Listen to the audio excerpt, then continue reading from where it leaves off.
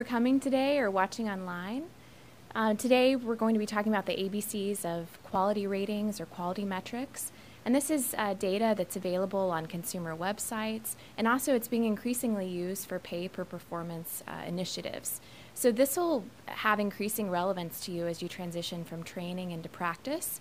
It may have an impact on your reputation in the future as well as your paycheck. So we're lucky to have Mike Davis here. He's the Senior Director of Quality Analytics and an expert in this area to speak with us. And then a little bit later, Kyra Brown, who's the Director of Clinical Documentation Improvement, she'll speak with us about how your documentation actually affects our quality metrics as a hospital and the reimbursement as well. So with that, I'll give it to Mike. Thank you very much. All right. Well, thank you. Appreciate it. I'm glad to be here. And my name is Mike Bettinger, in case that is me. So, okay. So, all right. So first, I don't have any disclosures, and the learning objectives for this session. I have 3 learning objectives. One is to give you a sense of what's publicly reported. There is a lot more than you may realize unless you've been following this really closely. We want to give you some actual numbers and how these are created. So there is some logic to a lot of these. I didn't say all of them, but a lot of them. And also how we've approached it, some strategies that we're using to try to improve from here, and where we're going in the future. So. With that, I think Dr. Wooten earlier this year had spoken with you about some of the key reports that came out in the late 1900s and the early 2000s. The Institute of Medicine came out with a report in '99 that talked about 98,000 deaths that were caused by medical errors. That really made a big difference then, got a lot of attention. People started working on what we should be doing. The Institute of Medicine came out with a follow-up report in 2001 that kind of expanded the scope. So instead of just looking at safety alone, we looked at safety and timeliness and effectiveness and efficiency. There's measures for all these, patient-centeredness and equity. So the STEEP principles were initiated from that report and are still in use today in the safety and quality circles. And the NQF safe practices first came out in 2003, and they continue to update these also. These are specific things we should be doing, like what we just did with Epic, is having a CPOE system where handwriting was always an issue before, so now we have a new system where we don't depend on handwriting for communicating orders. So all these have been important over the years. And CMS, when you think of CMS, Medicare and Medicaid, CMS for Medicare, specifically for Medicare Part A, about 40% of the inpatients that come through hospitals in the country are paid by CMS, and CMS has complete information on these patients. They have what happened before, what happened after, they have all the billing information, so they have a lot of information. And they also have information from us, so they solicit every year. We have to fill out a Medicare cost report, and it has information about our nurse staff ratios and what our major expenditures have been if we've purchase new capital that is major capital. They have a lot of different kind of information. In the 90s, they had a few attempts at publishing mortality rates.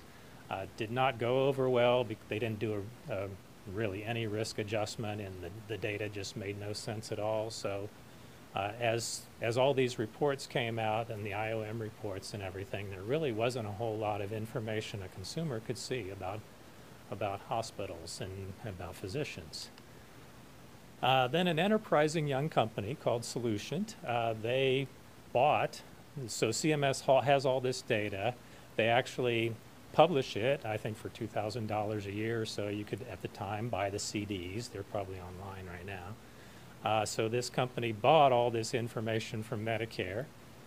They put it through risk adjustment models and created a top 100 hospitals. list. And that top 100 hospitals list became very important. Hospitals searched into, did research on how I can improve, how I can become a top 100 hospitals. They were published and advertised. And so Solution went ahead and moved into other market areas. They started doing specialties. They did a top 100 cardiovascular hospitals. They did top systems. There's a whole series of top 100 that they publish and share. So that exists now. That still exists in a different form. But the other thing that happened in early around 2002 and 2003 was Leapfrog. So far we've got this big CMS pot of data that's being used to calculate top 100. Leapfrog was a consortium of about 100 Fortune 500 companies who created this organization to help healthcare improve, to help them use standardized industry techniques for improvement, and to help them implement best practices.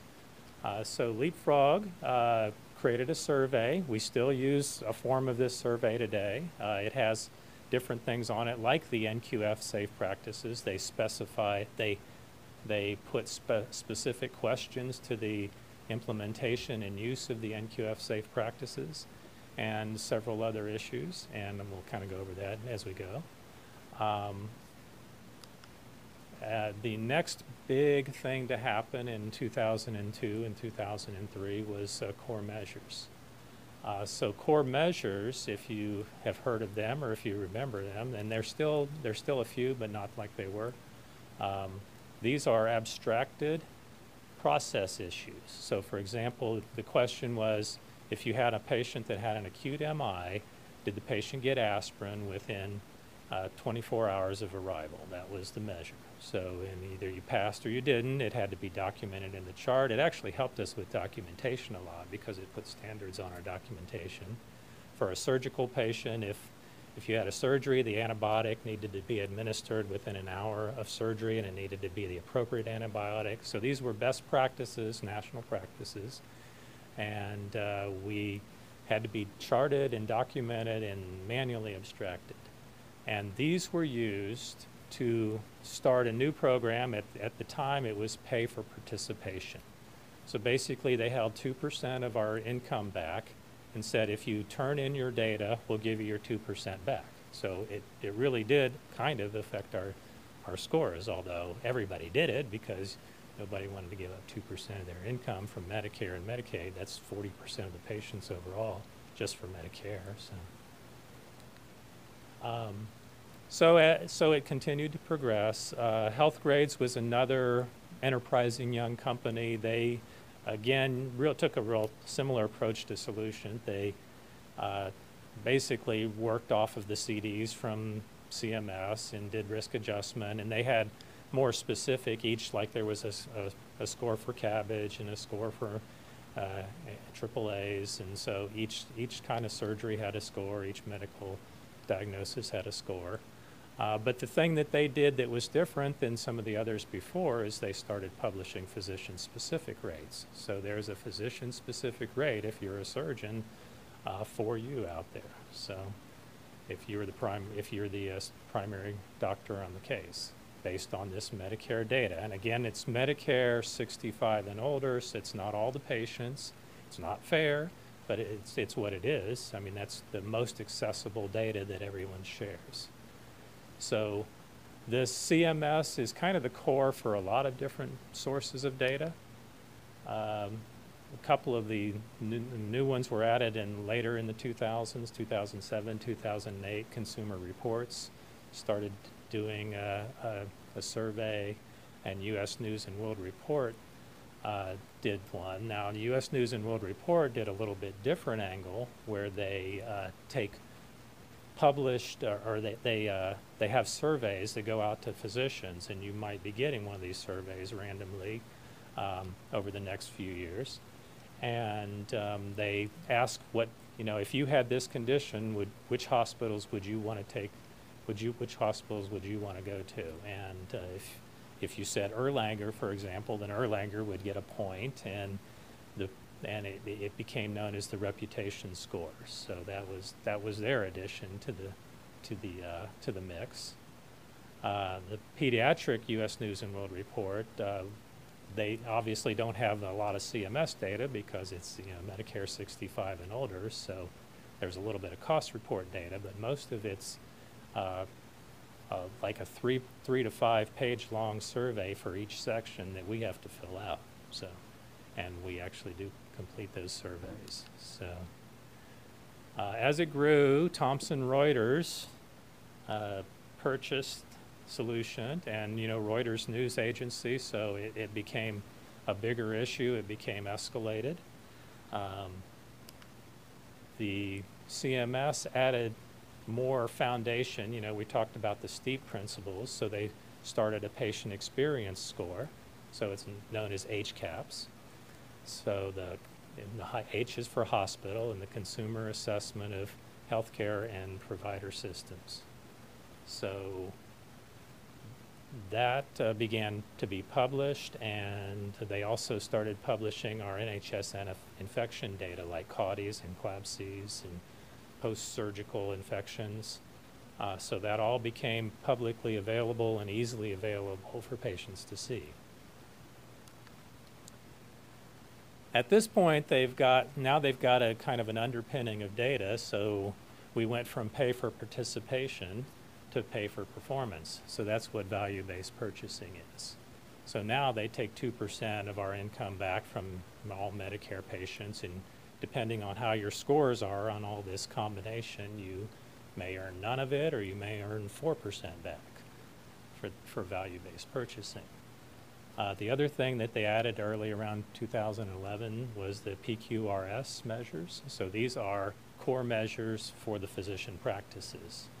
So now we've got a couple of physician practice specific data points out there. So and people are beginning to use that a little bit more. So.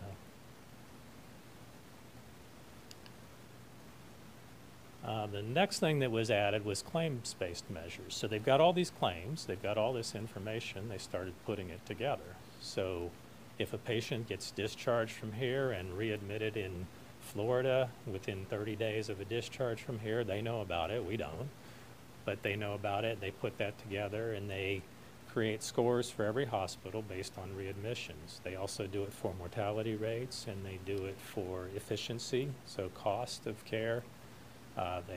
They look at an episode of care and they take 3 days before and 30 days after and say, that's an episodic cost of care. So, and they risk adjust this. They've learned their lesson from the 90s, and they now risk adjust everything. So, although as we look through the models, nobody gets risk adjusted for a 97% chance of mortality. So, you risk adjust, but you can't really fully risk adjust. So. The next thing that was added, there were two things that were added around 2014 or so. One was the patient experience for not only hospitals, but now for physician practices. So we're measuring patient experience for physician practice now. And then also Leapfrog, who had been doing, they were the consortium that was paid for by the top Fortune companies. They actually spun off, created a new company on their own then, and started creating a safety grade. So now every hospital is graded with an A or a B. You can participate in Leapfrog if you want or not. Most of the data for the grade is not actually from the self-reported survey, but they do use some of it. I'll show you which ones they do and don't use. So now everybody has kind of an accumulation of all these data points turns into a grade. So following that, CMS started a star rating. So now every hospital has a 1 through 5 stars. So there's really 2 grades plus some of these top 100s and everything. And also there was a new metric called a hack penalty. So with value-based purchasing, you could earn points or lose points with some of these penalties, the hospital-acquired condition penalties. If you're not, if you're on a low end, you just lose 1% of your revenue. So 25% of the hospitals out there lose 1% just from HAC. So now there's penalties. There's a lot. A lot of this came out of the Affordable Care Act also as a way to save money. So they weren't paying for performance that was less than average. So about 2 years ago, the core measures, which had been very important, have now been replaced by mostly. There's still some core measures, but mostly have been replaced by electronic core measures. So we actually submitted, based on our 2 months with Epic last year, we were able to submit data for 2017. And right now it is a pay for participation. So we accomplished what we needed to do by submitting data. And the other thing that happened about a year or two ago is IBM got into the game. So Thomson Reuters sold the top 100 to IBM, and that's now the IBM Watson top 100. So IBM is a major participant, and they are investing a lot into this segment. So, and the most recent data is that we've replaced the PQRS, those core measures, with a broader scope for physician offices, and there's 2 options for offices. One is MIPS, which is merit-based improvement payments, incentive payment, and the other one is advanced practice models, which is a really broad scope of basically being a patient-centered medical home. So that's in a nutshell where we're at as a whole. Now, if you're in a physician practice, you're billed under a practice ID, and so you wouldn't have your individual scores online. It would be the whole practice, and that works that way for CAHPS too, for that survey, and then for MIPS, what we do is we have it's the merit-based incentive payment, and it's based on quality measures, but it's also based on improvement activities that you need to participate in, and advancing care information, which is sharing data with other organizations.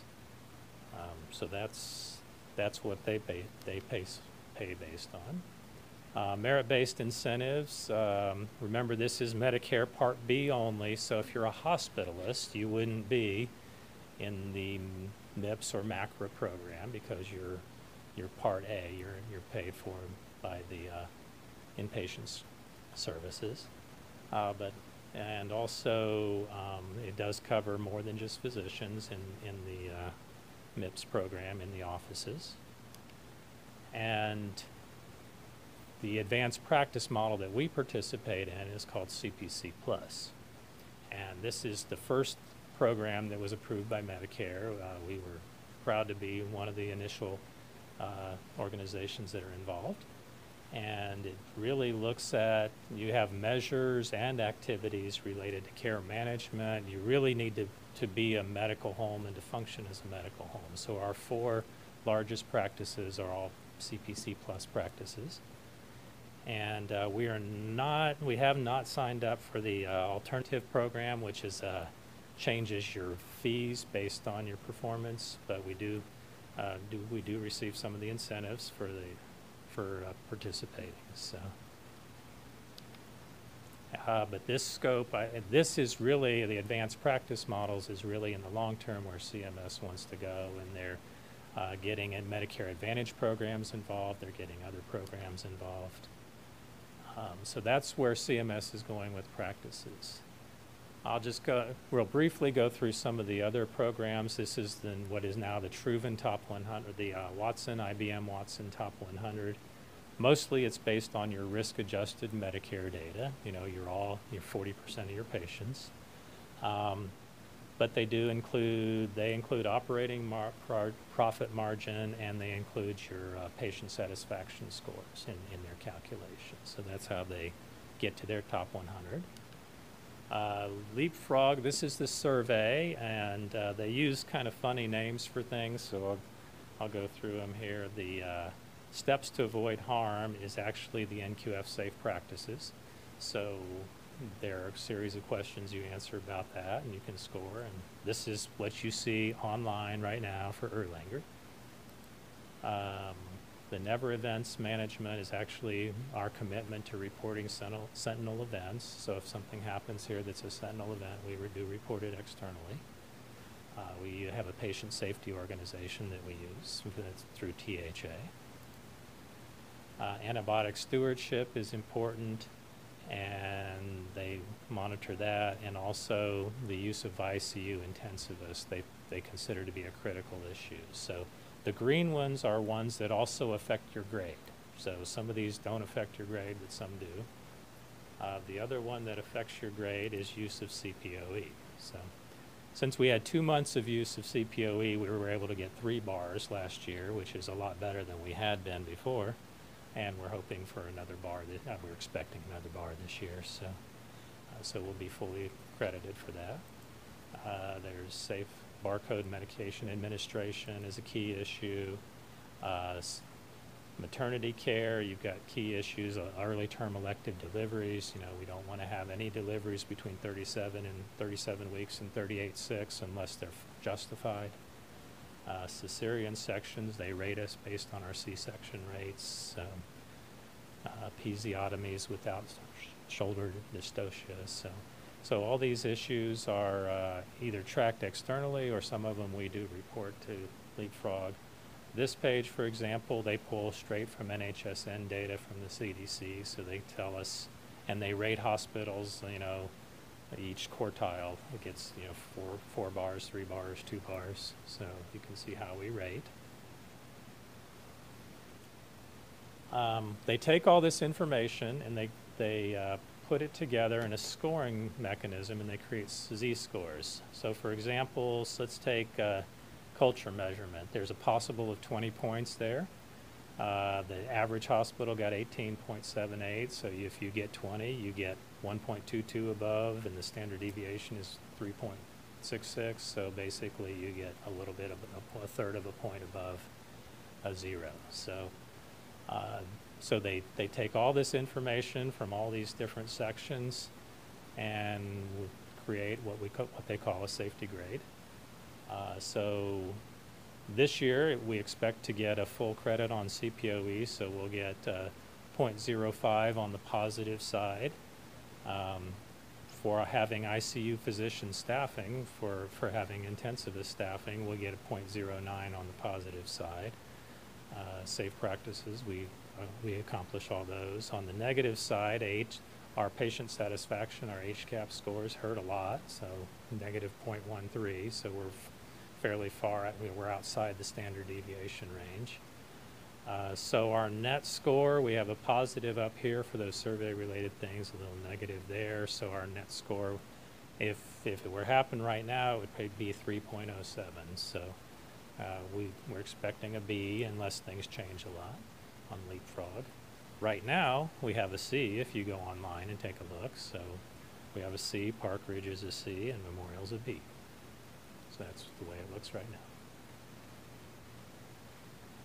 U.S. News and World Report has the big thing, as I spoke about earlier, was the reputation score. So they do a survey of all doctors, and if you score well, you can. That's the big differentiator on that survey. So, and pediatrics does the same. Each of these areas reported. This past year, we almost got enough points to be recognized as in neonatology, but we were a little bit under, so we were close. We're hoping for next year on that one. Consumer reports, they just use what CMS has and what Leapfrog has, and they also use STS. It's a different data source, but they use our STS data, and they create scores for each hospital based on each of these. But CMS really is the one that, like we talked about, is where penalties are, where dollars are. And so there's a 3% penalty for readmissions. So each of these areas can be penalized. If you're at average or better, you get 0 penalty for AMI, for example. If you're above average, you start getting a bigger penalty, and the larger above average you are, the worse the penalty. So that's one option for penalties. The value-based purchasing is based on, there's 4 domains that are equally weighted, or there were. Actually, about 2 weeks ago, they came out with a new rule, and they're going to drop this domain, and because it duplicates another, the HAC domain, which we'll talk about in a minute. So the mortality rates are going to count for 50% of our value-based purchasing score, along with the hip and knee complication rate.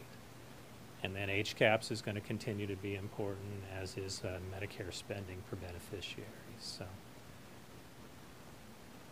and the nice thing about it is you can earn points in more than one way. Not only can you be better than average and earn points, but also if you've improved, they do give you credit for that. So looking at mortality, for example, in the payment that we receive starting in October of 2019, which is a little ways away, we're at the end of the performance period for that payment right now, and we're being compared to the first 3 years of this decade to see if we've improved. So if we've improved, we'll get credit, or if we're better than average, we'll get credit. And you have to be, to get any credit at all, you have to be above average. Otherwise, you get 0 credit on the value-based purchasing. With HAC ratings, all the NHSN, CLAHPS, CAHPS, your infection rates, MRSA and C. diff, those all are part of the rating, in addition to some of the coded information. So this is where they take the coded information, and if we code a post-operative respiratory failure, they're going to count it based on the bill that we send to CMS. So that's where those scores come from. The star rating, we just got the preview report for the star rating that's going to come out in July. In July, we will be a 2-star hospital on a 1 to 5 scale. The big hit, by far and away, is mortality. Basically, there's a limit. There's 3 standard deviations either way is what they do. So we got a negative 2.97, so you can tell where we're at on the scale for mortality. So that's primarily AMI, CHF, pneumonia, COPD, stroke, and CABG. So those are what drives that mortality score. We also were negative 1.07 on the patient experience, but on the good side, a readmission rate is pretty good. We got a good positive on readmissions, and our safety of care, some of those PSIs that we just talked about, they had been using a real old data from before ICD-10s, and it was hurting us, and now they've got more current data, so we're back to a normal range on that. So we'll be 2 stars then. Right now, we are 1 star because of those issues. So because of mortality, because of patient experience, and because of the patient safety ratings that we had from before, we were 1 star. Memorial is listed as 4 stars. So that's the reality of where we are and where we're not going to be very long, I hope. And 2 stars now, and then hopefully soon to change that. So what are we doing about this? There's basically, one thing is there are a lot of different measures here. There's all kinds of different approaches you could take for it. We're focusing on CMS and the payment measures. We're not ignoring totally, like with Watson, with IBM, we do have an engagement going on right now with them where they're going to give us advice for how to avoid, or how to end up getting better on their top 100, which will also help us with CMS. U.S. News and World Report, Leapfrog, we still report all that, but really we're focusing our primary attention on CMS. We do want to focus on patient experience.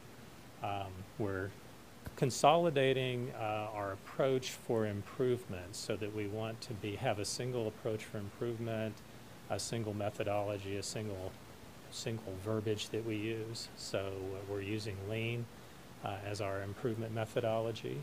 And we're spending a lot of time on documentation and coding because that's what they see. What they see is what we give them. That's all they know about. So if you're interested, QOC is the first Thursday of each month at noon here. So feel free to come by, and we share where we're at with a lot of these initiatives every month. And these are the initiatives that we've chosen. We do want to align with CMS, so this is directly alignment. Patient experience is that HCAHPS score. The funny thing about HCAHPS scores is 70% of the patients out there are saying you're a 9 or a 10 on a 0 to 10 scale as a hospital. This was a great experience. It's just that the average is 73 or 74%, so we're below average, so we get no points. So all we really need is to have an incremental improvement to gain a lot of ground there. So mortality, Dr. Wooten has done a great job in CAHPS with mortality over the last year. We've set really aggressive goals because we were so far above the average, and we're making our goals. We're almost to the 4.0 level, which we thought was impossible. So that's been a great year.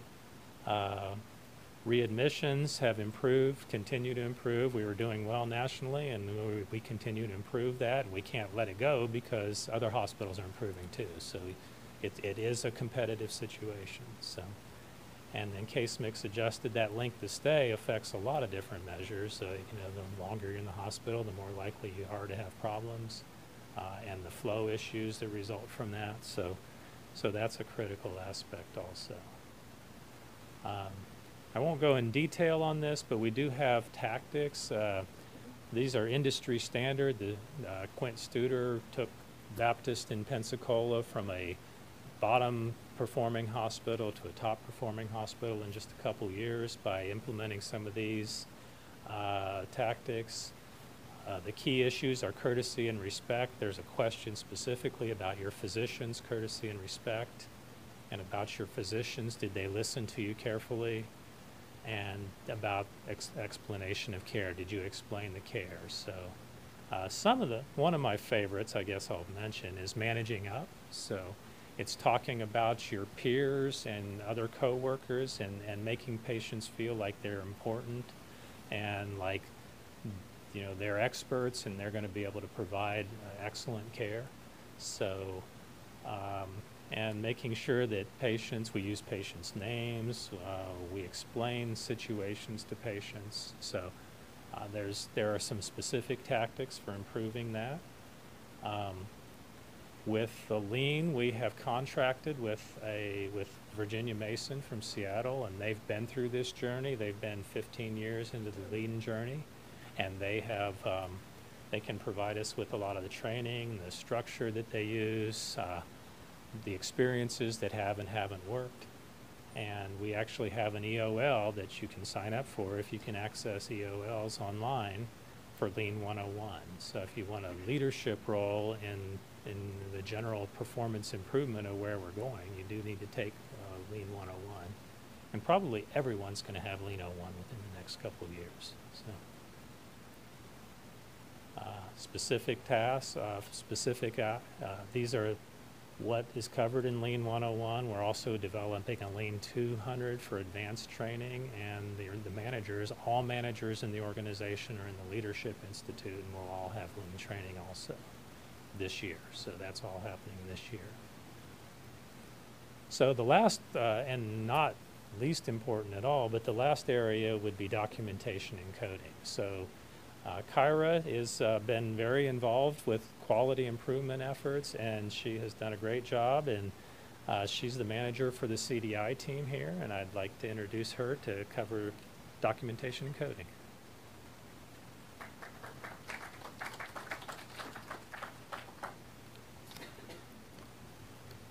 Thanks, Mike. Okay, we're going to talk about the objectives of my portion of the talk. So I'm going to discuss what CDI is.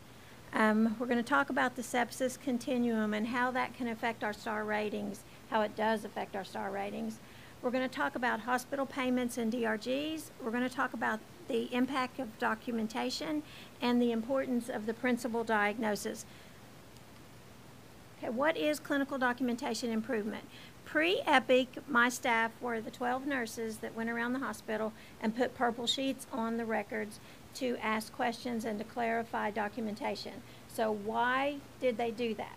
The goal was for my staff to review the records concurrently as the patient's in the hospital, and they would look for documentation of clinical terms that are not identified in a codable format.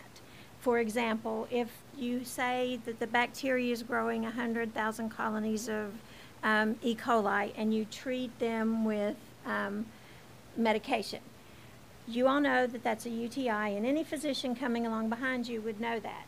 But it cannot be transformed into a code unless urinary tract infections documented in the record. And that is a diagnosis that if it's a secondary diagnosis, we get increased reimbursement and it reflects a different acuity for the patient. So that's why it's important to have my staff working with the physicians to convert the documentation into a codable format. So that's their purpose. They're the connection point between the physician and converting it to the codable format. So it's really a partnership. Clinical documentation is a partnership. So like I said, my staff works with the physicians concurrently on documentation to try and reflect the acuity of that patient in terms that are codable. Coders code all diagnoses that are treated or monitored while the patient's in the hospital. And the reason why they do that is to accurately reflect the severity of illness and the risk of mortality so that the hospital and the physician's profile accurately reflect the acuity of the patients that you're treating. If we're not coding conditions to the highest level of specificity, the physician's profile and the hospital profile will not be accurate, and it might look like we are not treating as sick of patients as the hospital down the street. So for example, with an oncology patient, it's very frustrating for oncologists for me to have this discussion with them, because when we're talking about reflecting acuity, I never can get a oncology patient in documentation terms with just cancer. They can have mets everywhere throughout their body, but I will not end up with an acuity that reflects how sick that patient is while they're in the hospital unless we're showing organ decompensation, because they can live at home with the cancers, they can die at home with the cancers. So what are what's reflecting the acuity of the patient while they're in the hospital? So we'll discuss that a little bit more. So an example of a connection between the documentation and how we kind of speak different languages. Physicians speak one language, and the coders and the government makes us think in a different format. You all are currently using Sepsis 3. Well, we as a coding profession are mandated by the government to not use Sepsis 3. We are using Sepsis 2. So if our documentation is not accurately reflecting sepsis due to an infection or sepsis due to an infection with a specific organ failure, which you all don't even use the verbiage of severe sepsis, then we're not accurately reflecting the acuity of our patients at discharge.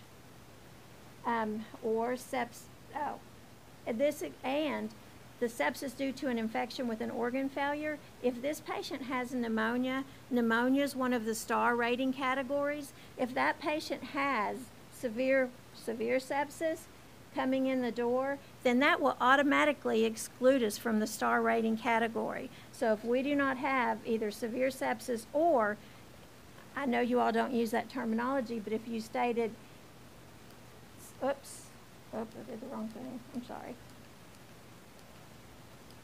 If you stated sepsis due to infection with the specific organ failure, that does the same thing and will exclude us from the star rating. So documentation specificity can affect our star ratings and our physician profile and hospital profiles. And then, of course, if septic shock is present on admission, that will also exclude us from the star rating as well. Okay, let's talk about how the hospital gets paid. And I know physicians do not normally like to hear about money, but this is important for you all for you to understand.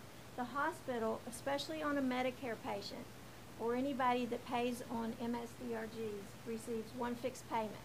And that has to include, it covers every service that's provided to that patient, from housekeeping to surgery. And if a patient has multiple surgeries, we don't get paid for multiple surgeries on a Medicare patient. We get paid for one. And so therefore, all of the resources that we're using beyond that DRG payment, we're not getting reimbursed for. And that's why it's so important for us to make sure that we're documenting the different facts in relationship to that patient so that we can get the most accurate payment for the services that we're rendering to the patient. So the reimbursement is based on this factor right here. This is the guiding principle of how we're reimbursed. So it's the principal diagnosis, which we're going to talk about in just a second. Procedures performed, it's actually a procedure performed, and the presence or absence of one secondary diagnosis that the government defines on a special list of major complication or comorbid conditions or complication or comorbid conditions. So in our coding book, these diagnoses are already identified as ones that could potentially get extra reimbursement. An example of an MCC would be acute respiratory failure, ATN, ESRD, acute systolic heart failure, severe protein calorie malnutrition. That reflects the highest acuity level and therefore gets us into the MCC category, which we get extra reimbursement for. A CC is more like exacerbation of COPD, hyponatremia, and different things like that. Age, some DRGs are based on age, but it's normally just pediatric. And then some DRGs are based on the sex of the patient, but that's mainly just male procedures and female anatomy related procedures. And then there are very few cases that are paid on the discharge disposition effects. And so what happens is your physician documentation is converted into an ICD-10 code, and that's how the hospital's reimbursed or assigned to an MSDRG. And I mentioned that the most important factor in identifying what our reimbursement will be is this definition. If we get this definition wrong, if the coder chooses the principal diagnosis incorrectly, then we can be upcoding or downcoding. And so our goal is to not do either one. We need to get this right, because we can be placed into a star rating category if we get this wrong as well. So the definition of principal diagnosis is the condition established after study or after workup that was chiefly responsible for occasioning the admission of the patient to the hospital. How does a coder know when to pick up a secondary diagnosis, or what is the criterion that it's based on? It is at least one of these factors up here. Are you clinically evaluating it? Are we therapeutically treating it? That's how we know when we should pick up a chronic condition that the patient has or has a history of. If we're currently still treating it, then we deserve to get credit for that. Are we doing diagnostic procedures? Did it extend the length of stay, or did it increase nursing care or monitoring? And that's a challenge. The last bullet point is a challenge to find out what that is, but a good example would be a morbidly obese patient or a patient with decubitus ulcers. That's good examples of when nursing care, nurses have to apply more care to those patients than the average patient. Why are secondary diagnoses important? Some DRGs receive a higher reimbursement and a greater length of stay. And this is what our length of stay is based on. So let's talk about DRG 193.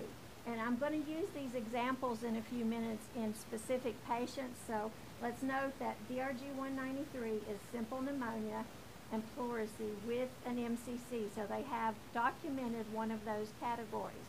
So if you are in 195, that's simple pneumonia without a CC or an MCC. If you're in this category, that's when my team is going to be putting a query on the record concurrently in EPIC and asking you questions to hopefully get to a CC or an MCC. In 193, the relative weight is 1.3733, and we'll talk in just a minute about why that's important. The geometric mean length of stay is 4.5. So the difference between 195, which is simple pneumonia and pleurisy without the CC or MCC, the relative weight on that DRG is 0.7100. The length of stay is 2.7.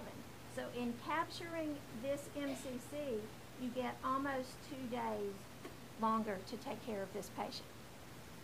Oh, sorry, I'm not using the microphone. Okay. So, and then in 194, that's the middle DRG, and that's simple pneumonia and pleurisy with a CC. So that's like exacerbation of COPD, hyponatremia, one of the malnutrition diagnoses that's not severe protein. The relative weight on that is 0.933, and the length of stay is 3.4. So this right here is an example of how the hospital gets paid for Medicare patients. In DRG 193, the relative weight was 1.3733.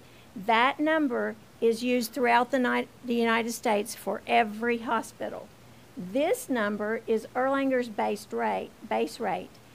Every hospital in the United States will have a different number based on whether they're urban or rural. We're a teaching facility, so we get extra money because we're a teaching facility. So for a patient in DRG 193, we are going to get, no matter what we do to this patient, $8,857.79. For DRG 195, without a CC or an MCC, we're going to get $4,579.50. So why is it important for you all to answer my staff's queries? Because in this case, the mere mentioning of an MCC, which is reflecting the acuity of this patient, we get $4,278.29, and you get 2 days longer to take care of this patient. Okay, secondary diagnoses also affect mortality measures if the diagnoses are in the history and physical or are present on admission. This is talking about risk adjustment. What is our risk adjustment based on?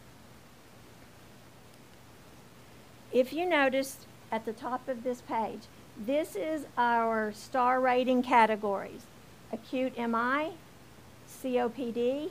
The government's also gotten smart enough to know that if you're a coder, you might also put respiratory failure as your principal diagnosis. So if this patient has COPD and you use respiratory failure as your principal, if this COPD is exacerbated, this is one category together. So they already know that one. And then congestive heart failure is the third category. Pneumonia with sepsis, unless it's severe sepsis or septic shock POA. If it's severe sepsis or septic shock POA, this patient's totally excluded and does not count. And then there's our stroke star rating.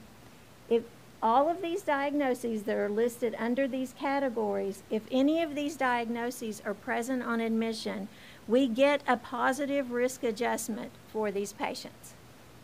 So this type of documentation on admission, or occasionally you might get a query from my staff or after discharge, the coders, asking, was a diagnosis present on admission? The reason why they're asking that is so we know whether we get credit for this present on admission or not. Or it could potentially be regarding a HAC, a hospital-acquired condition.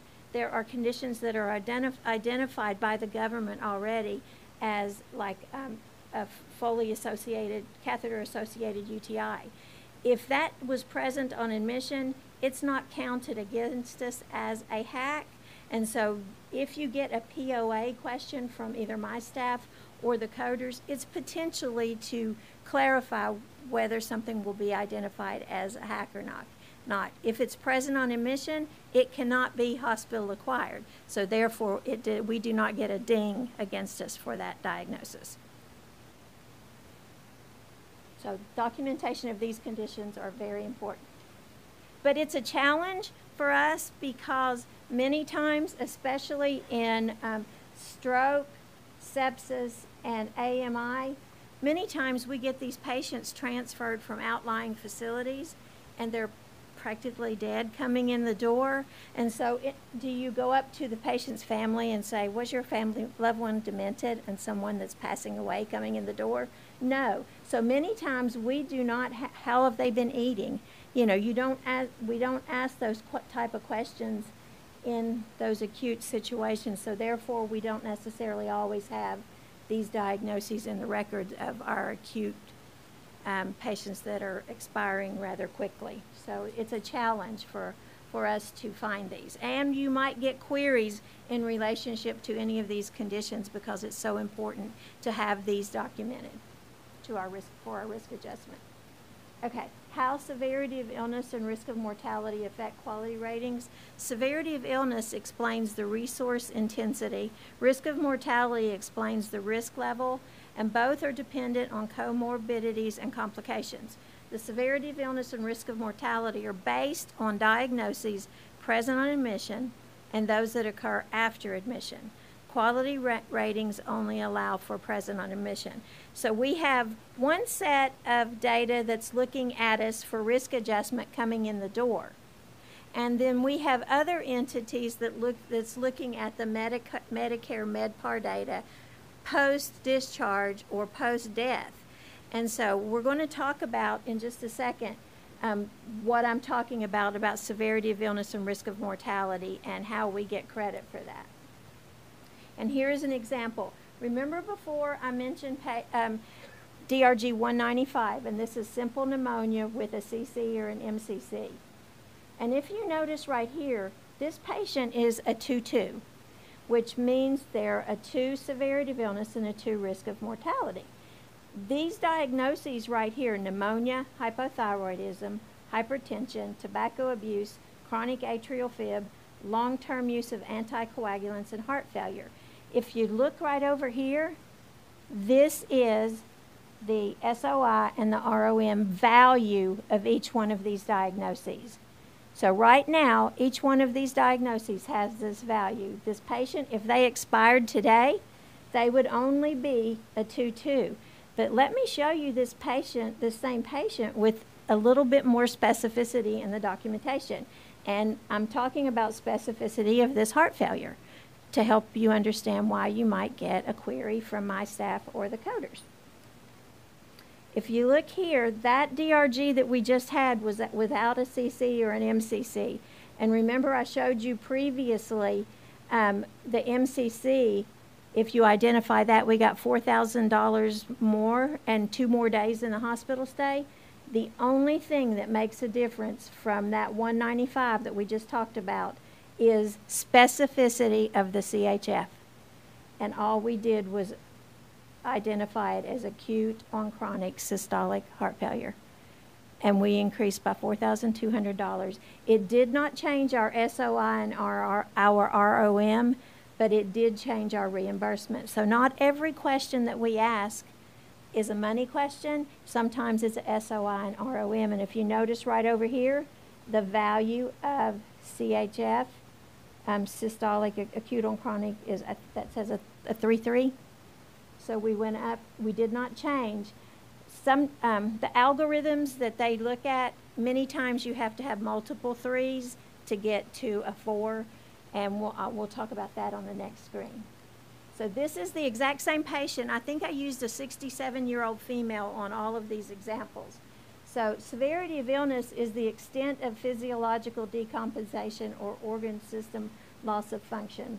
And then risk of mortality is the likelihood of dying. So this is the same patient She's in DRG 193. She has an MCC. And on this one, we added, let's see, respiratory, where is it though? Oh, the blue, I'm sorry, I'm not seeing it. We added respiratory failure on this one.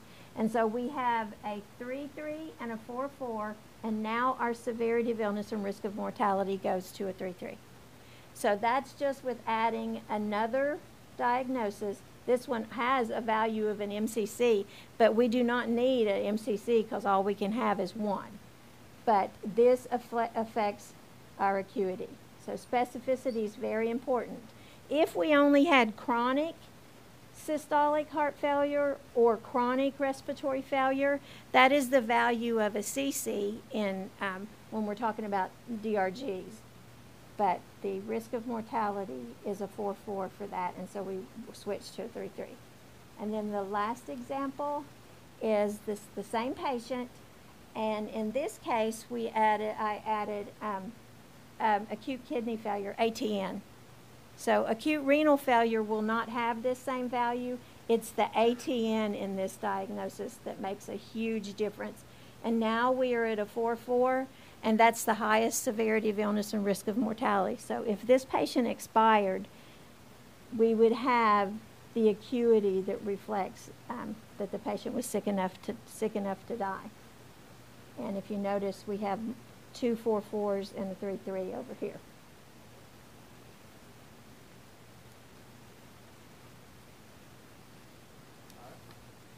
Well, thank you, Kyra. If you have any questions, feel free to contact me or Kyra or Dr. Wooten. She can hook you up with this, and we appreciate your time. So, all right, thank you.